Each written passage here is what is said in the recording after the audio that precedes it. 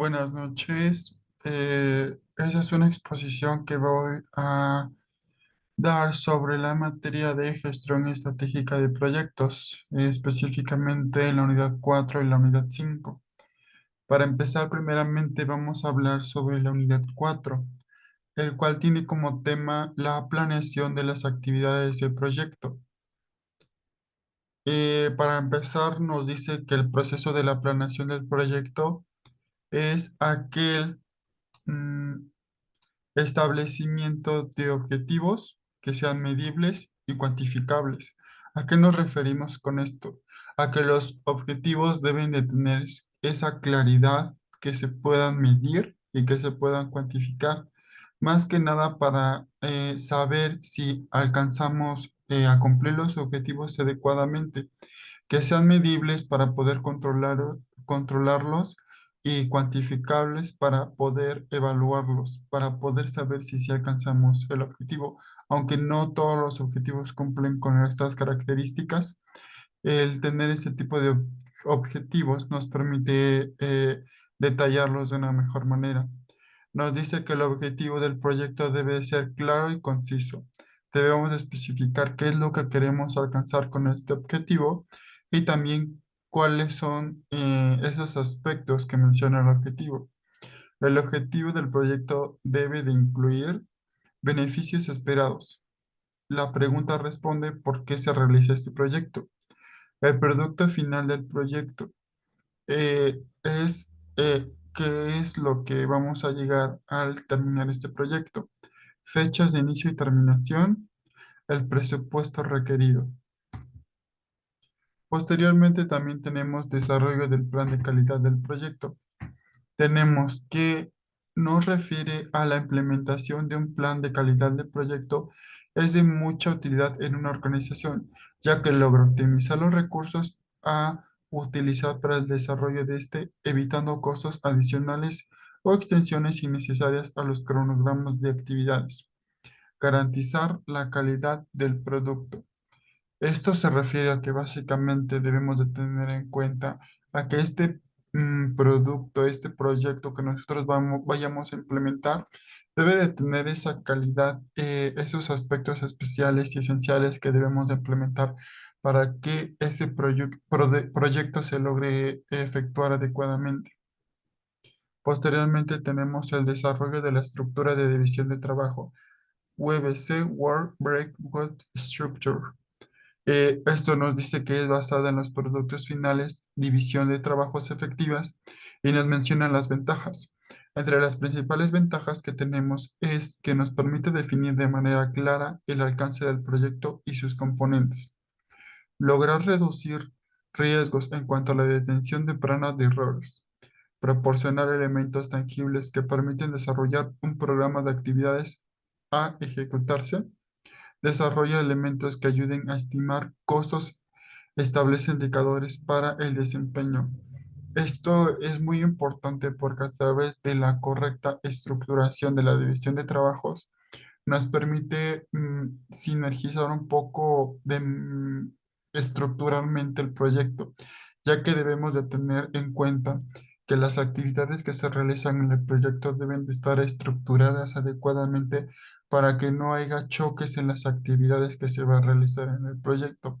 El hecho de tener una adecuada división del proyecto les va a permitir alcanzar los objetivos y ser más específicos con las actividades que se van a realizar, ya que de acuerdo a cada división de trabajo o cada área de trabajo, debemos implementar ciertas actividades que nos permitan el correcto desarrollo de las funciones que debe de tener cada área de trabajo. Después tenemos la asignación de responsabilidades. Aquí tenemos un cuadro que nos menciona a cuatro personitas que deben de hacer ciertas actividades y su nivel de responsabilidad. También tenemos S y la P cuando queremos decir que son responsabilidades primarias y responsabilidades secundarias, en este caso que también podemos mencionar que están al alcance del otro o que sirven como auxiliares para poder desempeñar adecuadamente el proyecto. tenemos definición y secuencia de actividades. La definición de las actividades es de gran ayuda para desarrollar las tareas establecidas en el proyecto, que en conjunto integran el plan del trabajo. Aquí en el cuadro que nos menciona tenemos algo muy específico, el inicio y el fin. A través de este inicio y fin se menciona una serie de actividades que van a poder implementar adecuadamente el proyecto. Tenemos la actividad A, B, C, D, E, F, G. Como podemos ver en el recuadro que nos muestra la presentación, podemos ver que el inicio sigue una actividad A, suplementa una actividad B y posteriormente la actividad C. Esas son una serie de actividades que nos permiten desarrollar adecuadamente el proyecto. Como bien sabemos, el tener específicamente cuáles son las actividades que se van a poder desarrollar en el proyecto, nos permiten estructurar adecuadamente la secuencia que debe de tener esa serie de actividades para que el proyecto se logre efectuar adecuadamente, ya que como bien sabemos, a lo mejor no se puede hacer una actividad B si no se realiza primero la actividad A. Esto se refiere a la estructuración y a la secuencia que debe de tener el proyecto para que se puedan desarrollar todas las actividades adecuadamente. Posteriormente tenemos la estimación de los recursos de las actividades. Nos dice, para llevar a cabo una correcta estimación de los recursos y desarrollar las actividades que integran el proyecto, se considera la preparación y disponibilidad de los integrantes de la organización. Posteriormente nos dice la estimación de la duración de las actividades. Después nos dice, para determinar la duración de las actividades es necesario conocer la cantidad, tiempo y características de los recursos disponibles dentro de la organización. En estos aspectos sí es de suma importancia tener en considerando que, cuáles son los tiempos que se van a tener que tomar en cuanto al proyecto, ya que sabemos que hay tiempos, movimientos y una serie de actividades que se deben implementar para la correcta realización del proyecto. Debemos de tomar en cuenta esos tiempos que tienen la durabilidad de cada actividad, ya que como esto va en secuencia, debemos de estructurar adecuadamente que cada una de las actividades que se vayan realizando en el proyecto tengan el tiempo adecuado para que no exista ese choque entre las actividades o para que no se pueda desarrollar una actividad si aún no se ha desarrollado la primera actividad que tiene en el antecedente para realizar la correcta estructuración del proyecto.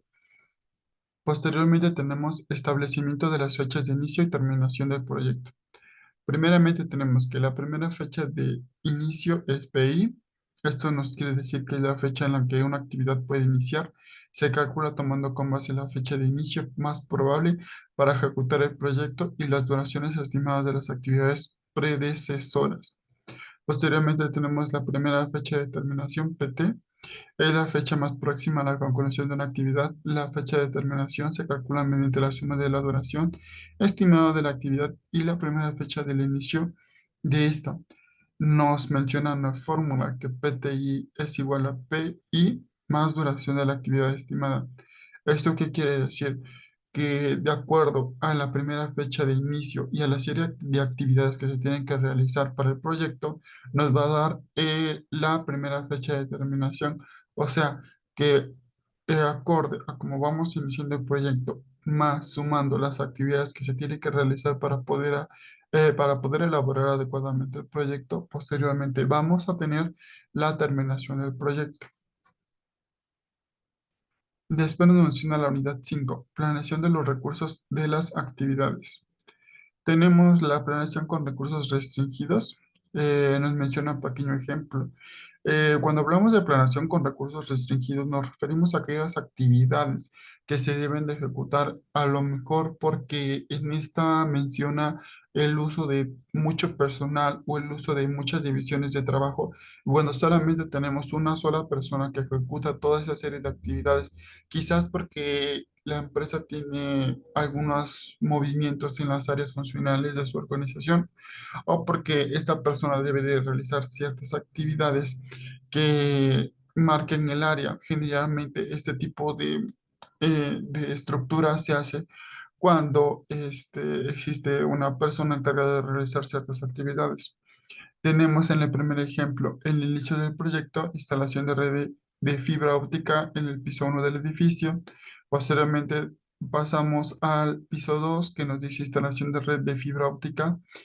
Después pasamos al piso 3 de edificio, que igual nos dice instalación de red de fibra óptica. Después nos dice el término de instalación, término del proyecto. Posteriormente, en la parte de abajo viene un recuadro que también nos menciona aspectos importantes a cómo se realiza el proyecto, dependiendo si solamente se tiene una persona en el área funcional que realice esas actividades. Primeramente iniciamos con el inicio del proyecto, que nos dice que la instalación de red de fibra óptica en el piso 1 del edificio.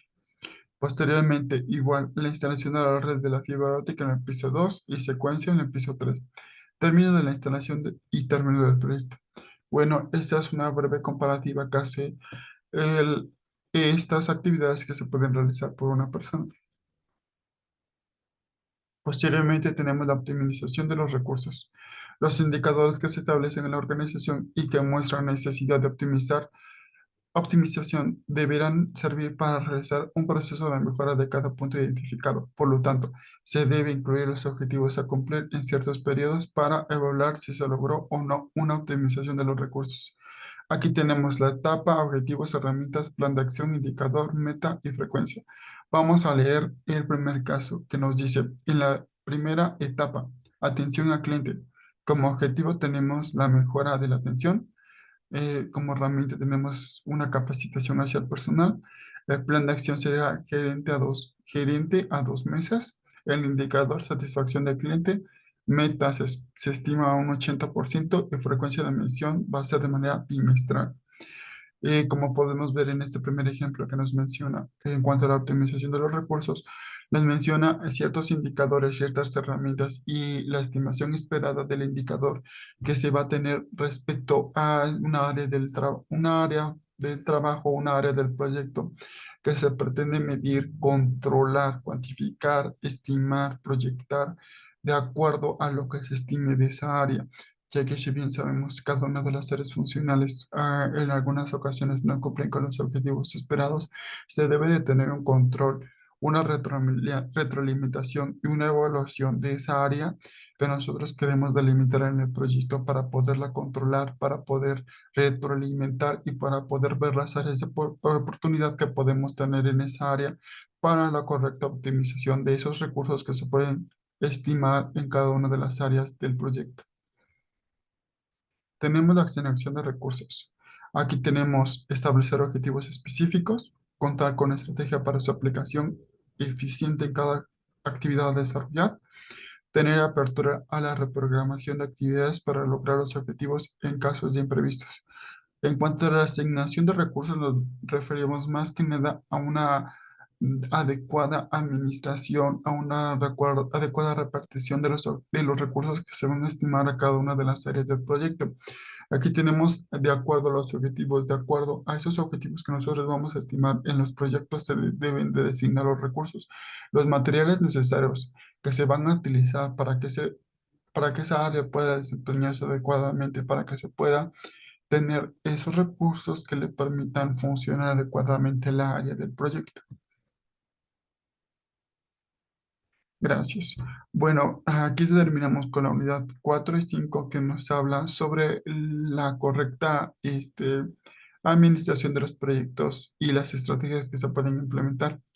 Aquí termina la presentación.